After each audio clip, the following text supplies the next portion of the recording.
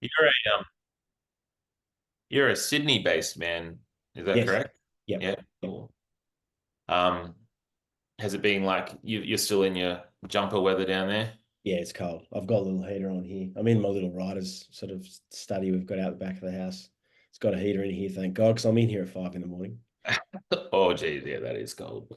Um, they call it a garret, right? Where you have your little writer's little nook and cranny. Yeah, I think what does Robotham call it? The cabana of cruelty or something. Oh my gosh. I'm talking with Robotham on Thursday. Two Yeah, days. Yeah, yeah. I've never met him. Yeah, he's a lot of fun, mate. He's got a lot of stories. You're not going to have any trouble filling airtime. Yeah, I talked with Josh Pomari and he said the same thing that you just set him up and he'll just go forever. Just check with him, but I think his next book, and he maybe have you talk about it, is going to be set in Australia. That would be his first book set in Australia, which would be his Wow. 21st book, I think. Oh, dude, that's a scoop. I'll definitely get into that. You can see in the chat, everyone's already all over all this. Hey guys, welcome to Ben's Book Club. Um, what we normally do when we start off the book club, we start to talk, we say hi in the chat, and we talk about where we're from. I love going through and just seeing where everyone's from. Diamond Creek, Brunswick, Ian, lovely to see you, Ian. Ian tunes in every month, mate, from the UK, if you can believe that. Fantastic. Yeah, yeah. Far Oh, and wide. you talked to Ian, I think, on Twitter. I I think, did. Yeah, I did. And yeah. I did. We had a quick exchange then on Facebook when we got the reminder about tonight's book club. And I said, yep, I'm registered. I'll be there. What else we got? Cairns, Harvey Bay. Welcome Yeah, everybody from Dublin. That's awesome. Welcome. Lilyfield round the corner from me. Pardon? Lilyfield's round the corner from me, from Oh, Sharp. cool. Oh, hang on just a second. Fisherno, Tasmania. I was just there. I'm legit drinking a whiskey from Warbs Harbour Distillery from Big Plug. Fantastic. Beautiful place of the world down in. Oh man, I miss it. Launceston, I was there too. I had it. Oh, you guys know I had my Tasmanian holiday. It was beautiful. I had a very nice time. Lots of nice whiskeys and some wombats as well. How was the Tassie cheese, Gemma? It's a great question. I'll be honest. We bought one block from a market, and then my son ate most of it, so I didn't get to eat a lot. We'll crack into today. Welcome to Ben's Book Club. It's lovely to have you all. If you're a first timer here, you're very welcome to join our Ben's Book Club Facebook group, where we interview an author every month from around Australia and talk about their books. And it's a really fun little community where we get together and talk about books in a really relaxed way. And we get to meet some cool people like Tim, who I'll introduce.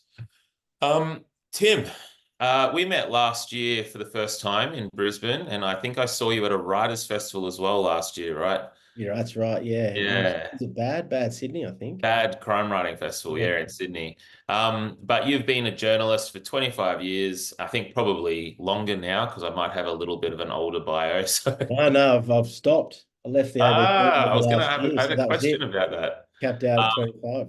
Yeah, yeah, right. But he's Tim is a person who writes a lot about a lot of the things to do with what he covered during his journalism career, espionage, little topics, espionage, extremism, politics, and global power plays, which is, where we're at the moment in the world with the American election. There's a lot going on around the world. And the assassination attempt, damn, actually. He has been the managing editor of television and video for ABC News and an exec producer of News Breakfast. And why we have him here today, he is the author of the John Bailey series. And for those of you who've enjoyed the book this month, which I think from the Facebook group, everyone's had a great time reading it. You now have this great backlist to go and read. And you also have his new one, The Wrong Man. So you've got in the John Bailey series, The Greater Good, State of Fear, The Enemy Within, Killer Traitor Spy, which was what we're talking about. And then his most recent novel, which came out how long ago, mate? Like a couple of weeks ago? Couple of weeks. Yeah, it came out July 3, The Wrong Man. Wow. So it's really, really brand new. So if you like this one, that's the sequel, man. You can go and have a read. But Tim, I'd love to start by asking about The Wrong Man. How's it been going, having this new one out? What's reception been like? What did you do to John Bailey? this time. Yeah, yeah. Look, reception's been great. I mean, really, lucky, some good reviews. Look, all my books, even though part of a series, can be read as standalones too. And this one, I try to chip off a big issue with each book.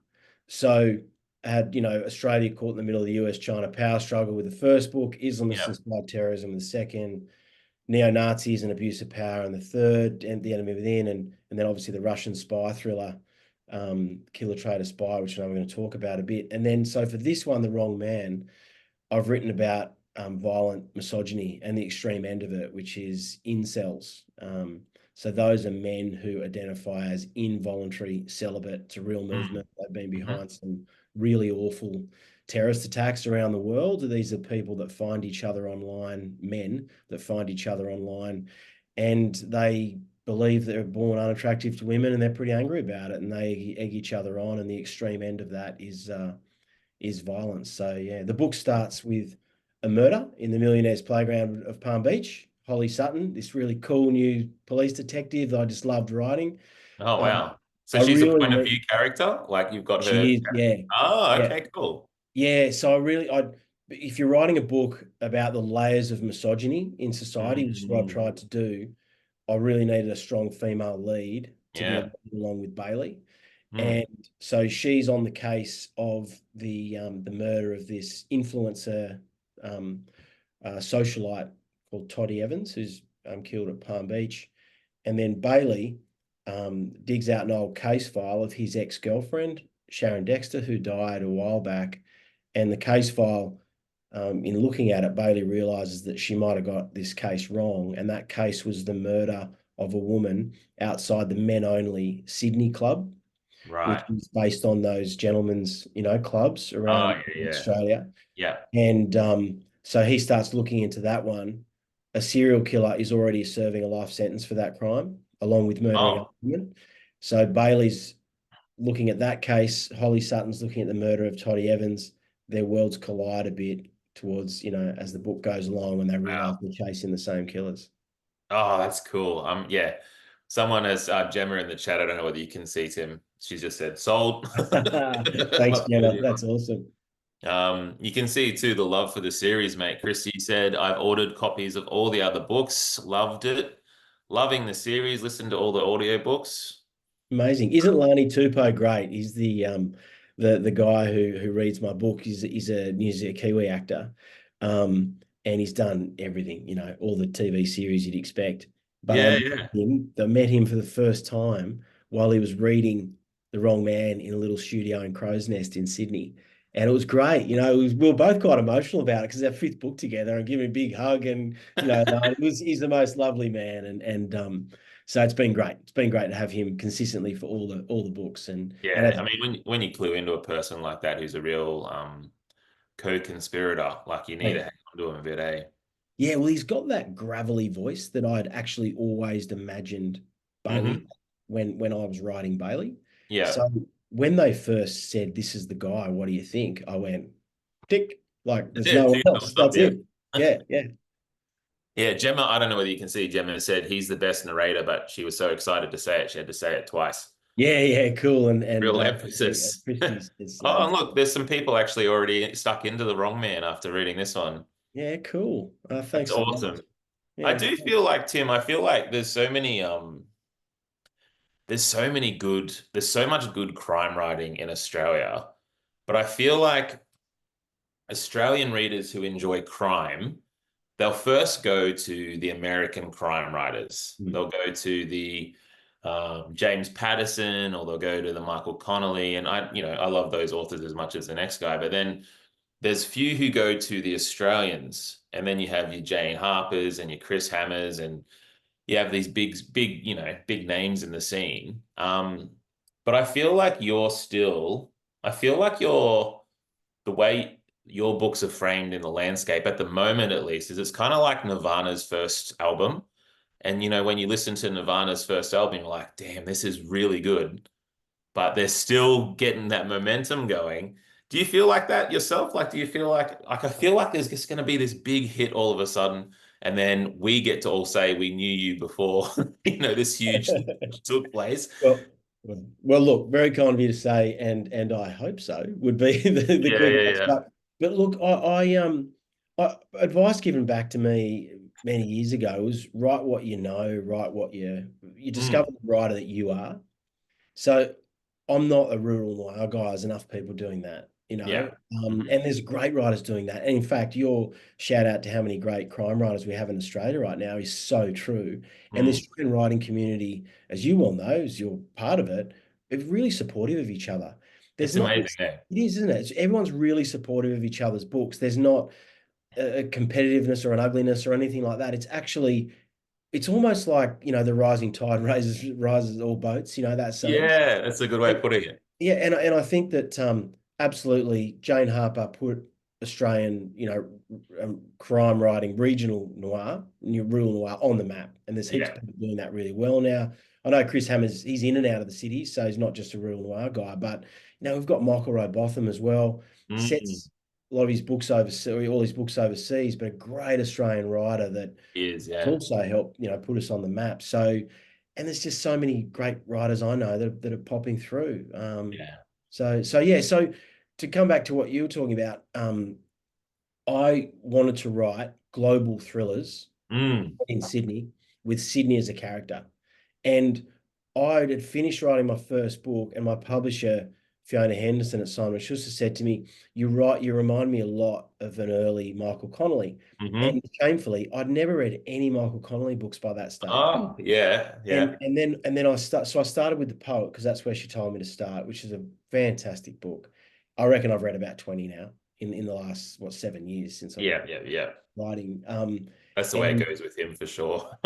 oh, he's a brilliant writer. But the reason I raise him is that I unwittingly in the beginning, because I hadn't read any of his stuff, but I'm trying to do for Sydney what he's done for LA with Bosch. So Mm. Sydney, he's got Bosch and LA, and but I always wanted to do that. So I like that I arrived there myself, and now I'm just trying to just Yeah, keep writing the books and keep getting better. And I also thought that Australia is actually a much more connected country than we've ever been before.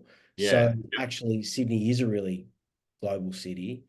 We are an important strategic partner of the United States and UK and France and others that I thought, why not? I can have Mm. those big global themes explored in a Aussie setting. Yeah, and I love what you're saying too, because it's sort of every different crime writer, and I've loved especially seeing so many people in the chat talk about Aussie crime, which is really cool to hear. But everyone's sort of got their own flavor, and yours really is that. It's that global sort of look at things. It's this they're big stories. There's lots of really like political intrigue. And yeah, Sydney as a character as well. You do write that it feels like a global book. It feels like a book that would play really well overseas, I think.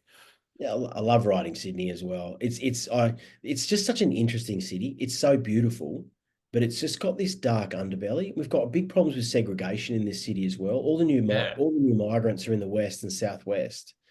So you've got a lot of established old family wealth, money, eastern suburbs, North Shore, Northern Beaches. So actually, the population there doesn't look like the population in from the sort of inner west out into western suburbs and southwest. You've got this Mm. sort of multicultural melting pot in Western Sydney, which is amazing. Mm. But we don't have, I think there's still sort of more new migrant communities and we don't integrate as well. And I think we will over time, but it's interesting because that leads to alienation and issues around racism, all of those things that happen in big cities. But Mm. Sydney was a really interesting character for me, and because it's beautiful. There's a lot of bullshitters here as well. But look, I love it, I hate it, but there's nowhere else I'd rather be. Yeah, I love that, man. That's really good to hear. Um, yeah, it's interesting how it can be such a character in your novels too. And the way you talk about it does like there's an affection, but it's almost like you're looking at it with this understanding that there are flaws, but they're very interesting flaws. They're worth exploring, right? Like it's an interesting place. Well, interesting people, interesting characters, interesting cities have flaws, and I think Mm. it's exploring those in books that's the fun part and the Yeah. part. So I really do think of Sydney as a character whenever I'm writing it. Oh, that's cool to hear. We just like talked about we just went on our holiday to Tasmania and to Hobart, which was really the first time that my wife and I had ever been to Hobart. But we embarked on a ranking list of where we'd rank cities to holiday and visit. Um, I will not reveal where we ranked cities because my little experience of Sydney was when I was in a band and I was like this country kid from Victoria and I had to drive a van full of band gear through Sydney suburbs. And I Awesome. just yeah, just the Where'd pure you terror. Yeah, it was a terror. where'd you play? Where'd you play in Sydney? There was some mate, this is 20 years ago. I don't remember. There was some venue in oh my gosh. I don't know whether I should talk about the details of this venue. You can Um, see everyone's taking notes. You can start looking up and find YouTube videos of oh, oh, look, if anyone wants to dig, there's some stuff out there, let me tell you. Um, but yeah, I guess in the chat, if you want, you can rank the cities. But it was a really fun experience. But I've always had a soft spot for Sydney myself. I went there once when I was, I think, 11. My mum and dad won a trip there, and we had to holiday there and saw the harbour and everything. So we quite enjoyed it. But when you were a journalist, it was mostly based in Sydney with the ABC for most of the time that you were a journalist. Yeah, I was in London for 4 years, and in Melbourne for 8.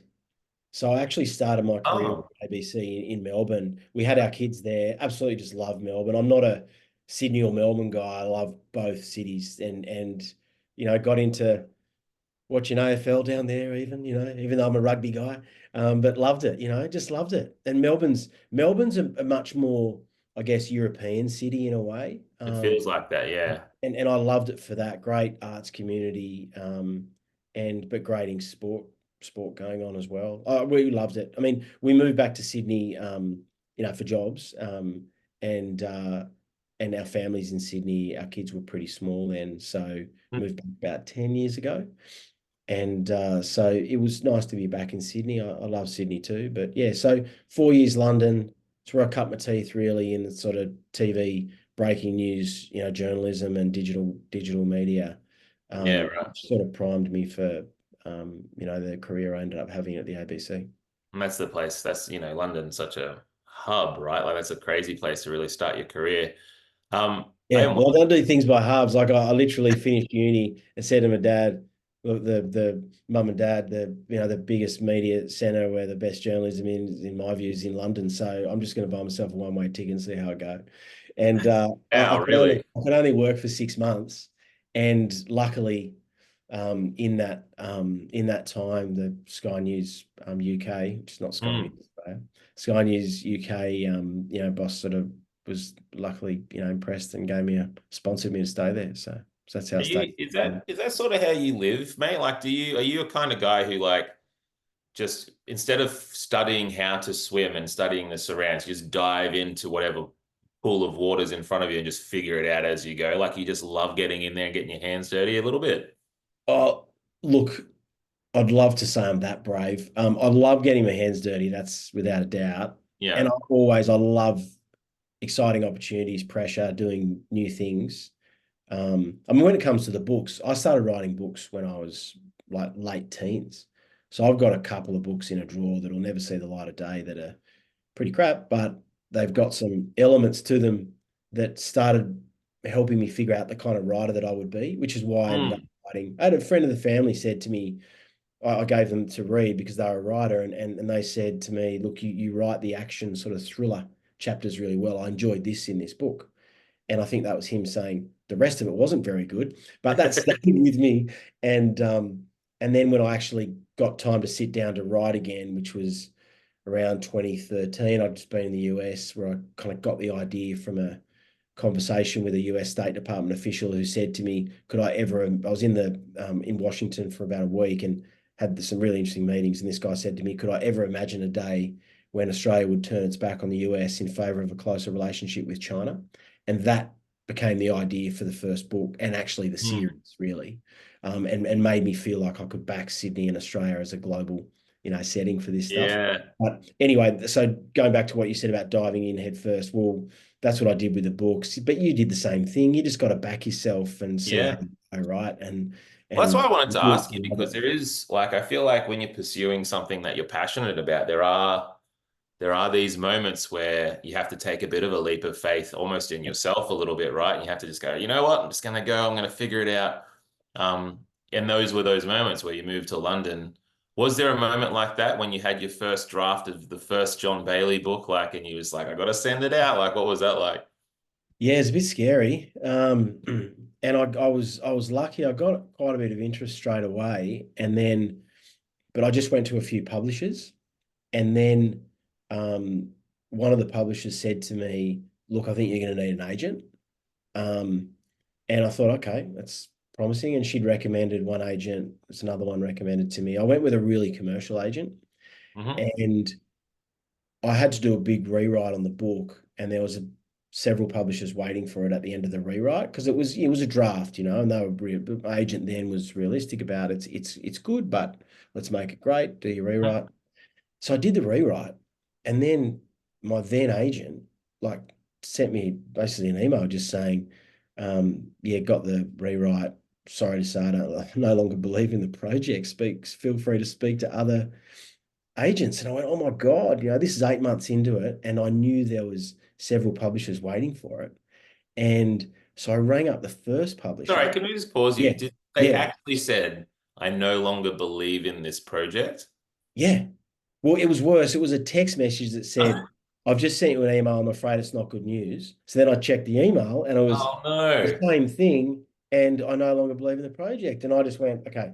So I'm just getting myself up off the ground here. Wait, Could you wait, how long was that process? Because I feel like when you get smacked in the face, you got to go Yeah. down for a bit. Were you down, or was it pretty quick to, I'm gonna get cracked back into it?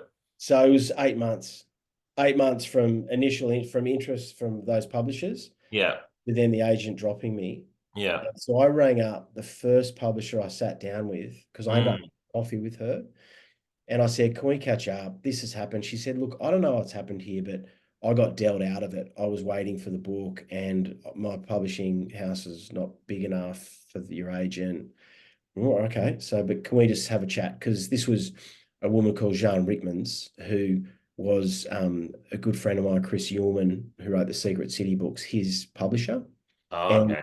so I caught up with Jean, and then she said to me, "Look, I've also got some news. I'm leaving publishing." And I Oh went, "Oh my no. God."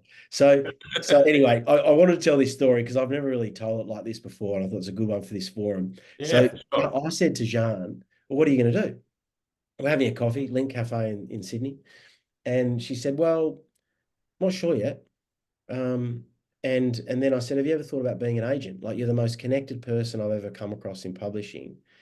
And she rang me the next day and said, "Look, I've had to think about what you said, and would you like to be my first client?" And then she said, "Actually, along with Bob and Blanche."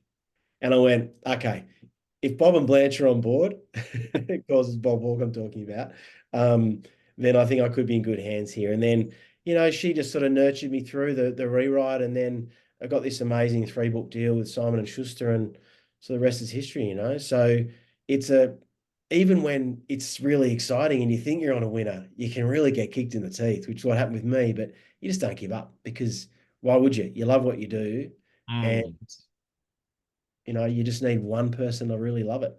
Yeah, I thought the same thing. Like, it was my agent was my first one, but you just need one champion to sort of really go and back your book, and then a lot of other people, like doors, will sort of be open for you, right?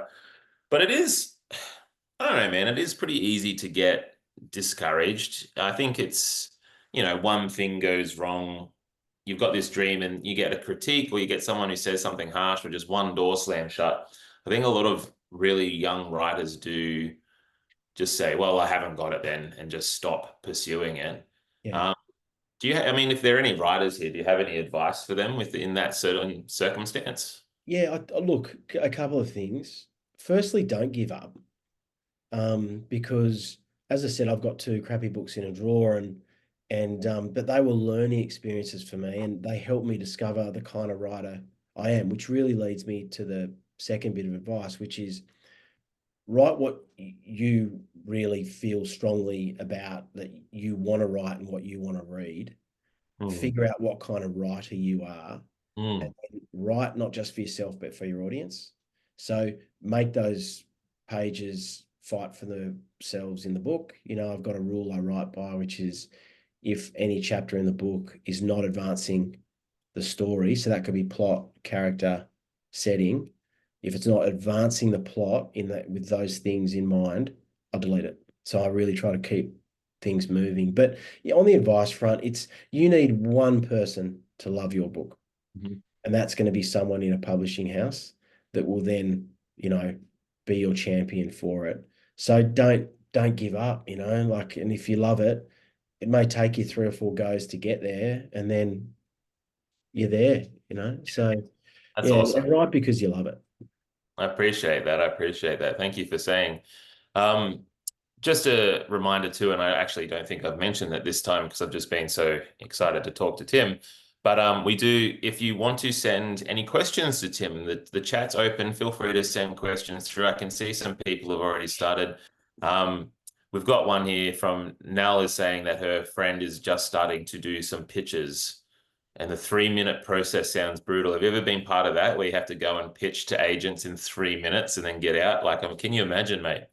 Um, I've never had to do that kind of pitch, but I have been at a festival and things before where we're sitting there. It's the compere just kicked it off with, "All right, mate, give me your pitch for your book." And you're like, "Okay." And then so always have a pitch ready, practice it, and actually, shorter sometime is better. Think about the interesting characters that are going to carry the can for this story.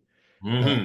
People to fall in love with them and hate them, but feel something for them, and be able to really, talk about the plot in a really, really succinct way. Hmm. Um, because if you can't explain it, then it's going to be a difficult sell. So it's but simplify and focus on key characters is my sort of view on the pitching. And speaking of pitching too, mate, are we able to, if it's okay with you, are we able to talk about the TV versions or film? I'm not sure what's going on. Can you give us an update? Last we talked, there were things, but you were a bit murky. So I'm wondering, is there anything new on the front of the John Bailey, Yeah, film version? there's quite a bit new, but I will say that TV production is a really good lesson in patience because it takes a long time. But like so CJZ's production company, they are amazing. I'm just seeing a shout out here for Jack Beaumont. I'm reading his latest one, Dark Arena, at the moment. It's fantastic, and I'm obviously a fan of Le Carre too. Hmm. Um, uh, yeah, CJZ production company, they're amazing. So the just for those who haven't heard how this came about, Matt Campbell's CEO of CJZ got in touch with Jean, who's still my agent, which is great, um, and uh, and said that his mum gave him a copy of The Enemy Within and said this would make a great TV show. Oh, wow. And he read it, and while he read it, and then he went absolutely got in touch with Jean and started reading the first two. I'd only had 2 or 3 out by then, and so that's how that deal was done. So the way it is, they option it, and we've got a great agreement with it. I'm really, really closely involved. And yeah, the development on it this year has been huge. So Blake Ashford, he wrote Mystery Road, Barracuda, Fighting Hmm. Six, and House of God. He's one of Australia's Hmm. best screenwriters. I was So going to say, I know those. Yeah. yeah, so he's right. He's the lead screenwriter. He's running the writers' rooms. That's a Uh, get. That's awesome. yeah, first episode written, second episode almost finished. I've been in and out of the writers' rooms the whole time. That's so exciting, Tim. And That's funding's amazing. coming. Yeah, funding's coming from places that I can't say because that will give away the backers that are along Okay. with CJZ because it'll be like internationally somewhere, like a streamer or big networks, and it'll I hope it'll have a great home in Australia for Australian audiences So because cool. feels like Australians are really up for Australian stories. They are So at the moment. There's a that's lot of. yeah. So Hmm. that's exciting. So look, it's in a great place, and I'm so involved. And in fact, Blake has been so lovely, amazing with me that he would Hmm. say, "Tim, is that a red line for you? How do you feel about that?" Because it's got to have a different life as a TV series. I don't know if many of you listening at the moment have watched Bosch, the Yeah. series on Amazon, Michael Yeah. Collins series. It's fantastic, and so are the books, but they're different. And sometimes there's like Yes. three of his books are wedged into one TV series Yeah. or ideas from those. And so I'm really open-minded about all that stuff. And I just want it to be true to, I guess, the world that I've created or the characters that I've created, Mm. um, in the same way that I think the producers of Bosch got that right. So, Hmm. and everything that's happened so far with Blake and CJZ and my involvement and others involved now leads me to think that it's in really great hands. So, look, I don't want to put a time frame on it, but I reckon, be some news on it by the end of the year, I hope. If not, be early next.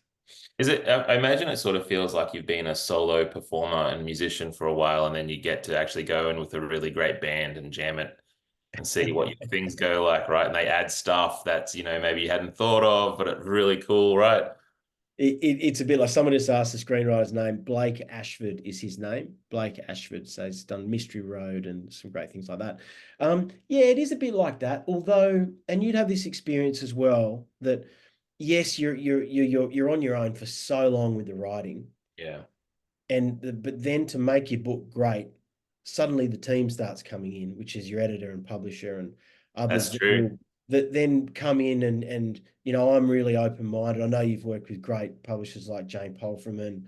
Fiona Henderson is the person that really kind of built me and taught me along the Mm. way. And so yeah, you've got this team, and I've had the same copy editor who's more than a copy editor, it's just structural editor as well on all 5 books. Oh, that's awesome. That's Um, consistency. That's great. and another editor at Simon Schuster, Michelle Swainson, who's been amazing for me as well, that have helped, so that when you're writing a series as well, you've got to keep track of a lot of stuff. And so sometimes they might pick something up, or this great editor, Gioni Fyford, who's done all my books, has said she'd like leave a comment sometimes for me. Would Bailey really say it like that? It's almost she's like she knows her characters as well as I do, which is just great. So yes, You've I'm a already writer got your for a band. long time, but then you get your little band together for that part. Yeah, yeah, you've got your road band, but this is your core band. I love it.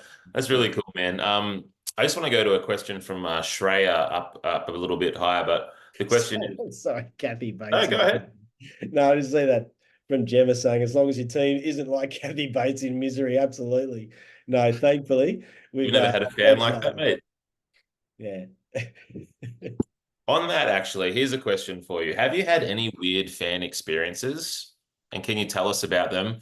And if you haven't, can we be weird in the chat now, please, for Tim to give him some stories for later? Um, Look, my experiences, particularly at writers' festivals and things, sometimes someone might turn up that might be a bit overly excited, but no, it's been pretty good to be honest. I've had, you know, I've had a few things that popped in my feeds on social media from people that are obviously, with neo-Nazi kind of Oh, inclinations that didn't really like what I'd written about in the oh, enemy geez, group really? and things Okay, I like didn't know this that. question was going to go down this route, Oh, mate. no, but nothing that made me worried. Nothing that made me That's really worried. that's pretty full on, hey? Like sending stuff out into the world. I mean, you're taking your characters at least probably take a stand on things, even if you're not. And then so people do take exception to it sometimes. Yeah, yeah. Pretty Well, payback too.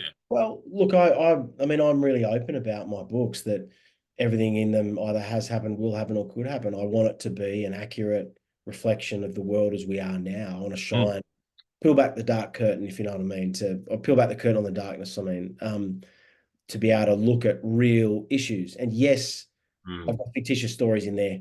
I want to write really entertaining page turners, but I mhm, want the backdrop to be real and the story that I'm exploring, like when I was talking about incels before with The Wrong Man, the book that's just come out.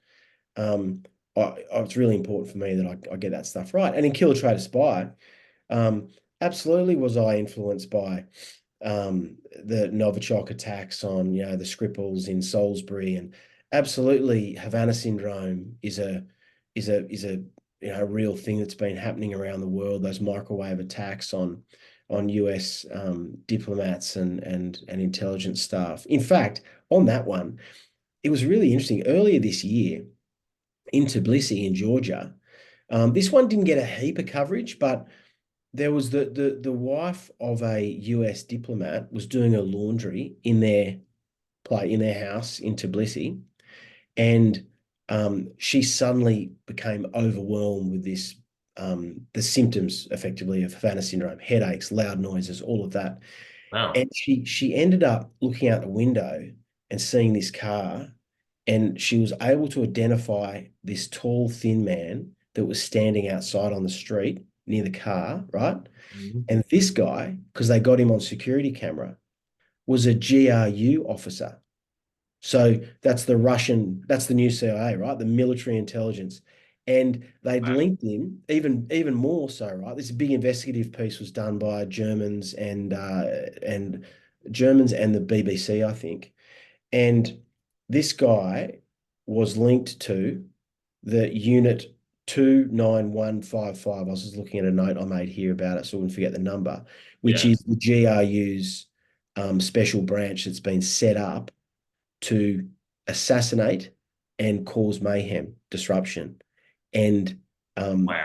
Havana syndrome, these microwave weapons, there's been so many of these attacks now since 2016, and that's just the latest one this year in Georgia.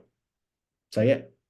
Full on, mate. I actually had a question. I go to the Facebook book club group and I ask if anyone has any sort of pre-questions for me to Yeah. sort of answer you. But there was one from Susan who was asking about that, the microwave device. It is a bit, that's a bit of underground knowledge, it feels. It feels like that's not like people don't know about this thing. And from how you're talking, I mean, it seems like something that's growing and growing in severity. Yeah. Well, there's been more incidents, that's for sure. And look, the US government has taken it so seriously. They started paying out victims in 2022. So these are people that are no longer either had to take huge time away from work or can no longer work because of the ongoing issues they've had with their health because of it. So yeah, first popped up I think in 2016 in Havana, but they've been in China, India, Hanoi, Moscow, and Tbilisi, Washington. There's been a lot of attacks. So yeah, I mean, I did really pluck from real life with that one. And they've never got hold of a weapon. But it's the Wow, really? So they haven't no, actually no. found the things causing this. No, and that's where some of the, if you went searching for stories on this now, you'd find some stories with people debunking it, and then you'll find stories and the big investigative stuff like I just talked about, where they've found even more evidence. And New York Times has done some great work on this. And as I said, there's been so many victims. US government's already paying out victims. So That's fun. Wow. mm, Yeah, and I guess that's a bit of a scary thing for you, get on the ground floor with these things. And unfortunately, sometimes, hey, like predicting what could possibly happen in the future. Um, if you don't mind, Tim, I'd love to go back very quickly because I did start yeah, asking this before, so I feel bad for Australia, who I got halfway through the question and we got yeah. sidetracked. But the question was, how do you deal with writer's block? Like, are there things, do you ever experience writer's block, I guess? And then how do you overcome it? How do you just keep on churning out good content in your books? Well, so with my last job, I was never writing during the week. Um, so it was a really busy job at the ABC. I used to write on Saturday and Sunday, five from 5 in the morning, both days, mostly 5 in the morning. Sometimes depends how many beers I had the night before. But I'm really early riser and love it. And so it'd be stewing around in my head all week, but I'd never do any work on it because my day job was too busy. And then at the weekend, I got to spend time with these old friends that I've created. Um, so I never really got writer's block because I was thinking about it so much through the week that when I got to the weekend, I was good to go. Sort of Now, excited to be there, right? yeah, exactly. Now I left the ABC at the end of last year, and I'm just writing full time. And I've not got writer's block experience really, but what I find I get is plot block, where That's interesting. That's an interesting caveat. yeah, so the words are never a struggle for me. And in fact, I can write Bailey's character and his conversation and everything. Um, or like it just comes to me and it's fine. Like it's there. But the plot is something that is hard. But it should Mm. be hard because I need to like work out these twists and turns that are going to make the whole book sing and actually make readers um, want to keep reading and finding out what's going on and then surprised and all of that. So the plot stuff is harder. And sometimes I go for a couple of weeks where I'm like, I really haven't worked this out, but there's other stuff I can do. So I'm still writing, but then I may go back and insert something and things. So there's a question here saying, am I a pantser?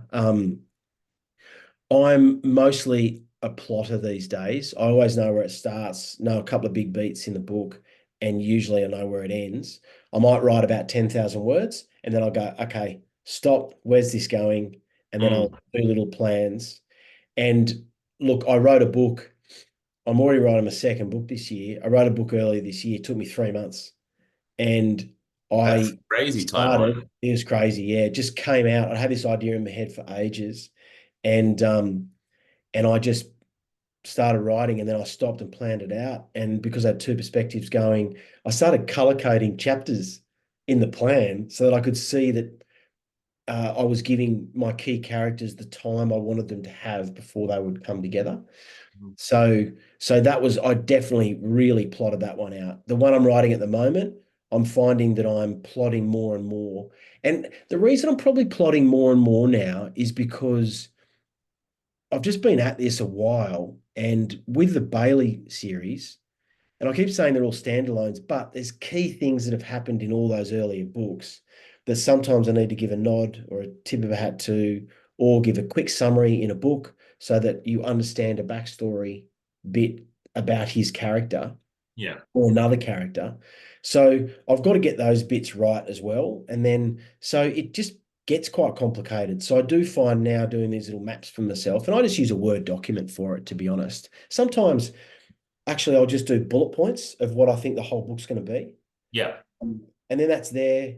And actually I've got that for this book I'm writing. I don't think I've looked at it for about a month because I've now moved on to chapter summaries, and then I'll go back to it and say, oh yeah, I forgot that little bit, and it'll go in, or so it's a constantly living and breathing thing for me, really.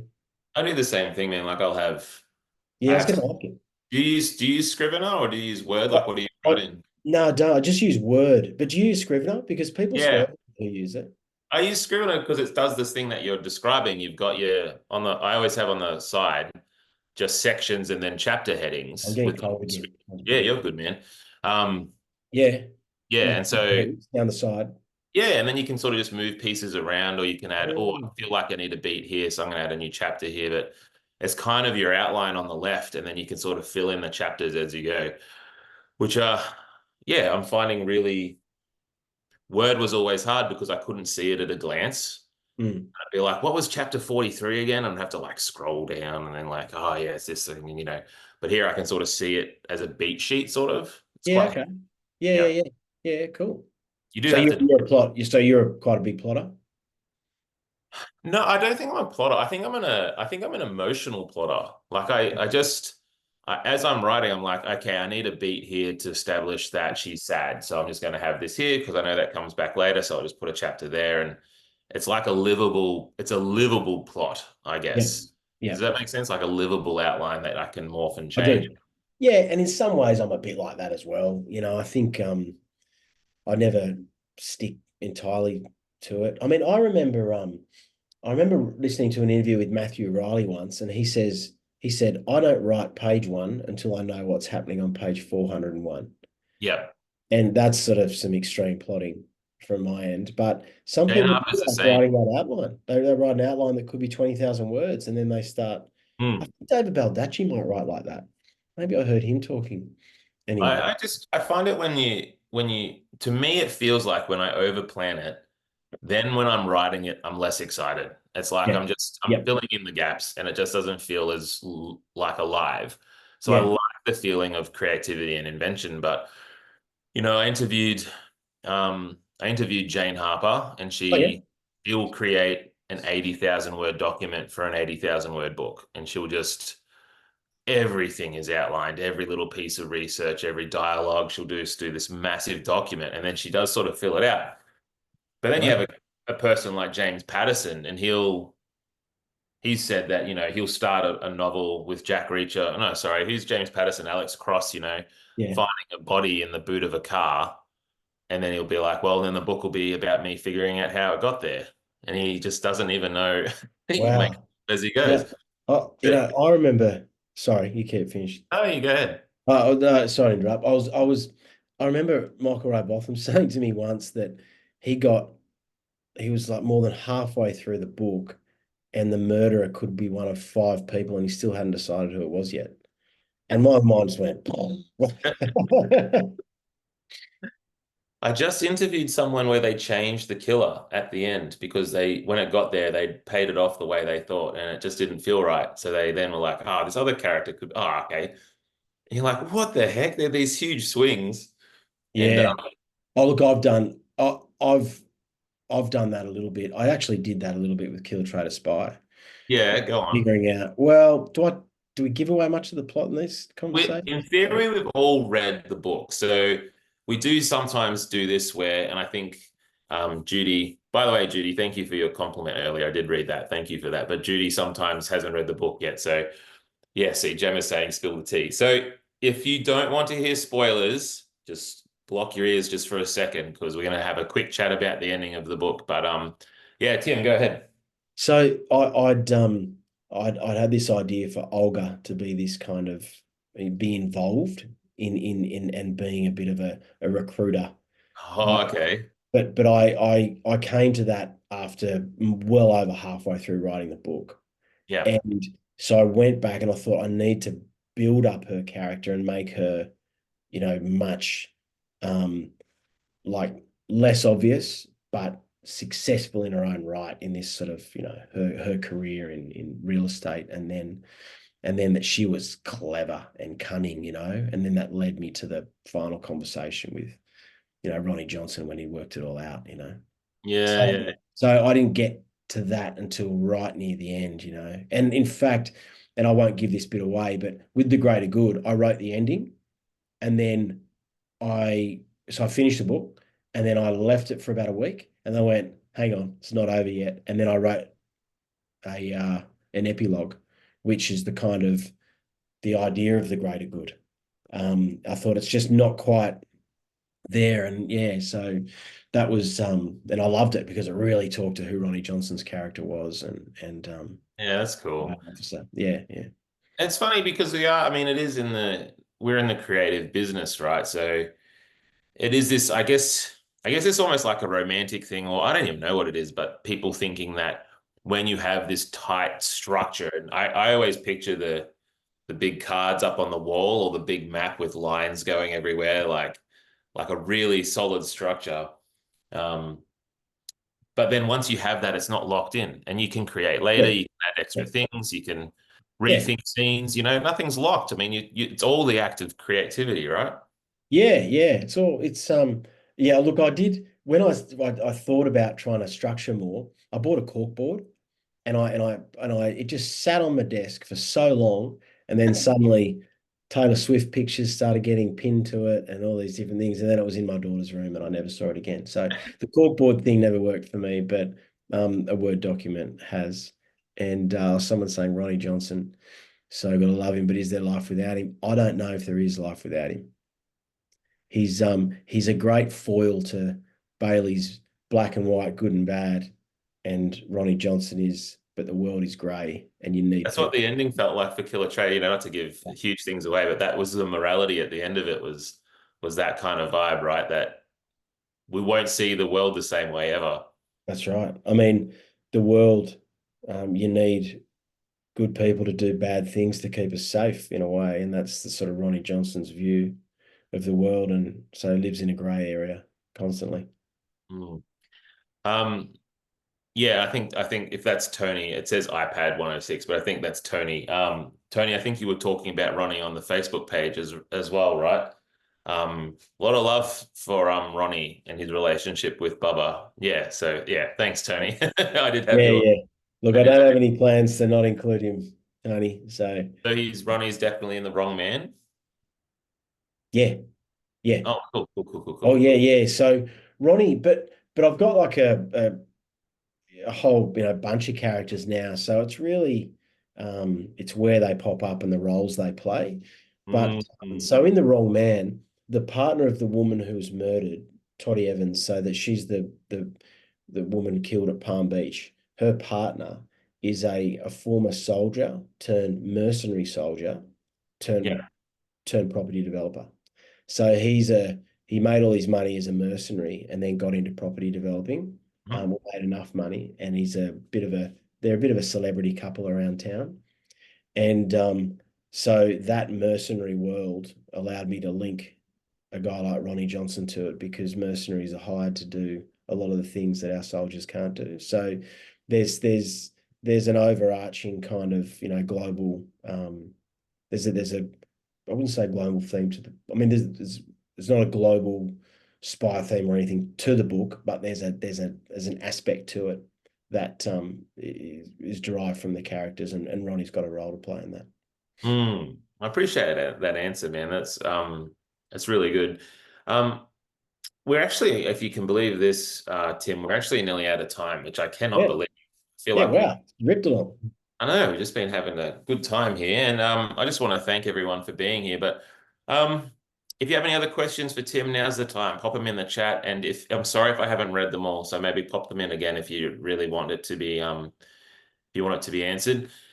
Um, I have this question for you, and I don't know even if you're able to answer it, but the thing that I like about your books is that they seem to feature these characters who are really capable, really strong, and will do things that are brave and require bravery. And they're not clean cut, you know, perfect people. They're flawed people, but they're trying to do the right thing. They're trying to do the right thing despite the world. But in your books at the same time, you do have, these real world links to real Yeah, evil, like real things going on in this world that are disturbing and tricky and, all the espionage stuff and all the political intrigue.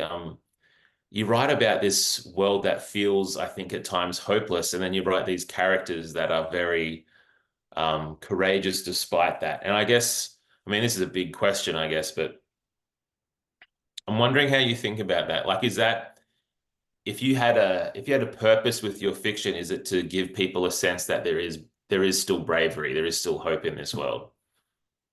yeah. Well, yeah, I definitely think that, and I definitely want to convey that because I I actually believe overall there are more good people out there than bad. I believe in the fundamental goodness of society and the world, um, but it's complicated, Yeah. and so I think that makes I think our world a really rich tapestry for telling these sorts of stories.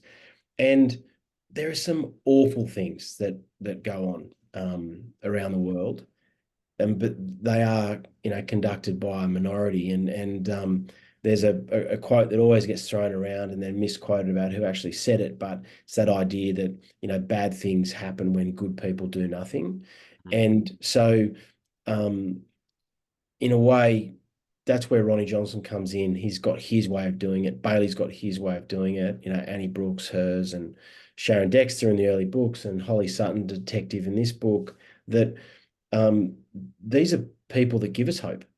That they're out there, fighting the bad guys, and um, we don't always win in the neatest way Mm. of defining the win. There's pain involved, but um, overall, I do believe in that fundamentally, people are good, and there are more good people out there than bad. Yeah, I love that, man. And I do feel like this is, I think that you're a good person, and I think that putting these books out in the world is your act of being, you know, putting something out there that is hopeful and good, that is that has this degree of inspiration in it. You know, people could be inspired. I mean, we might not all be, you know, globetrotting journalists and, you know, secret spies and all that sort of stuff, but there are ways that we can be brave every day and, you know, face up to things like cruelty Yeah, and yeah, it's pretty cool, man. Like it's a real, I don't know, I think sometimes we can undersell the importance of writing and books and story, but I think it's one of the most important things. And I think you're a huge contributor to it, man. So I'm grateful for you. Um, thanks, I think mate. he's saying the same thing in the chat there. Yeah, thanks. That's really kind of you to say that. I feel with my books that um, that if I can explore a big issue and give people a thorough understanding of that issue as well, then Yeah. I'm achieving what I'm trying to do. So that's probably where my journalist hat comes in, that I really want to have an accurate depiction. I think the power of storytelling, um, power of fiction and storytelling to actually give a window into the truth is Yeah. really powerful and probably the most effective way to do it. And I'd say that's the same with, cinema or great TV series. I think the arts has a really big role to play. Mm, I read a lot of nonfiction, don't get me wrong, but I think there's nothing more powerful than a story that gives me hope, that makes me sad, that makes me angry, that makes me laugh and cry. And, yeah. there's something great in that. Oh, So yeah, I'm trying to do that in my books, and I'm really lucky that I've had the opportunity to do it. And thank you to everyone for reading my books, and mm, allowing me to do it. yeah, awesome. And is the new book you finished this year, is that another John Bailey as well, or is that a standalone or other characters? What's that about? I'm writing a Bailey at the moment. Been playing around with standalone ideas, so I watch this space. You said that you finished something. Was that? Yeah, yeah, it's a draft. It's a draft of a standalone. So we'll Oh, see. that's the thing you're playing with. Okay. See. Yeah, yeah. But look, I love the Bailey books. I'll always come back to them. But there's some other stories I want to tell as well, and hopefully I've got that in me too. Yeah, that's cool, man. Um, I just want to thank you, mate. I'm really glad that you've been here tonight. Um, you know, just to let the curtain draw back a little bit for all people in the chat, I actually, for Ben's book club, I'll be honest, I don't select the books. It sounds like I should be, but they're not. They're selected by people who know what's coming up. I don't get the release schedules and things like that. So we know what's coming up and what's available, but Tim's one of my favorite people to talk to. So when I saw Tim's name come up for the years, it's yes. You too, Ben. I love talking to you too, mate. It's been awesome. I've really Oh, loved cool, it. man. Yeah, yeah. Um, can we give in the chat a round of applause to Tim? I think everyone is over there. I saw Okay. someone mention earlier too, like I have to play the piano. Oh, You know awesome. what? For not now, Oh, but for Christmas, we do an annual Tim, we do an annual Christmas with Ben's book club, and all right. You it's can a count me in for this year, that's for sure. oh cool. All You right, on the good. Good piano. to oh Yeah. hell yeah, we'll have you on. We do a Chris Hammer Christmas. Chris Hammer Awesome. Christmas. See, it works. So Yeah. we could be here with Santa hats, but I'll play a Christmas jingle on the piano for that. All right. So you guys have to come for the Christmas chat. And we'll have Tim here as well. That'll be awesome. I'd love to do that. Yeah, I'll just pop in whatever you want. I'm not Yeah, even thanks, gonna man. invite myself, Appreciate but I've had such good fun, mate. I'd love to come it. back. Awesome. For everyone in the chat, thank you for being here, and thank you to Tim as well. If you're interested in keeping up to date with what we're doing with the book club, yeah, Mandy, I'm just getting to that one. Go to the Ben's Book Club Facebook group. So if you go to Facebook and you type in Ben's Book Club, you'll find the group. We have about 800 members in there now, which is awesome. But we do an interview every month. Next month, I actually don't have a copy of the book yet, but we will be doing Sarah Bailey's Body of Lies. Oh, cool. So I'm a big fan of Sarah's, but I haven't read one of her books since the third Gemma book. So she's got a series following a detective as well, a female detective. They're brilliant books. But her first book came out the same time my first book came out. So we did a lot of these events and things together. Gemma Woodstock, thank you, Mandy. I forgot the last name. I was going to say Gemma Arterton, but that's the actress. So but the timing will be a little different. So I'll post stuff on the club, but it'll be September 3rd, I believe. So it's not actually in August. It's actually at the start of, sorry, I'm just using my calendar, but the calendar's not cooperating. It's the first Tuesday in September for September 3rd, I think, but I'll post a link and hopefully see you all there. But please go out and purchase all of Tim's books, because you know what? If you give this to someone for Father's Day or Christmas, and you say, hey, listen, I spoke to Tim personally, and he said there's going to be a TV show and you're on the ground floor. I mean, that's some good stuff, right? That's some. So make sure you're there. But yeah, thanks, Tim, and thanks everyone for being here, and have a good rest of your night. Absolutely loved it. Thank you. Thank you, mate. And we'll see you again soon, I hope. Yeah, cheers, Ben. Look forward to it. All right. Cheers, guys. Bye. Everyone. Bye.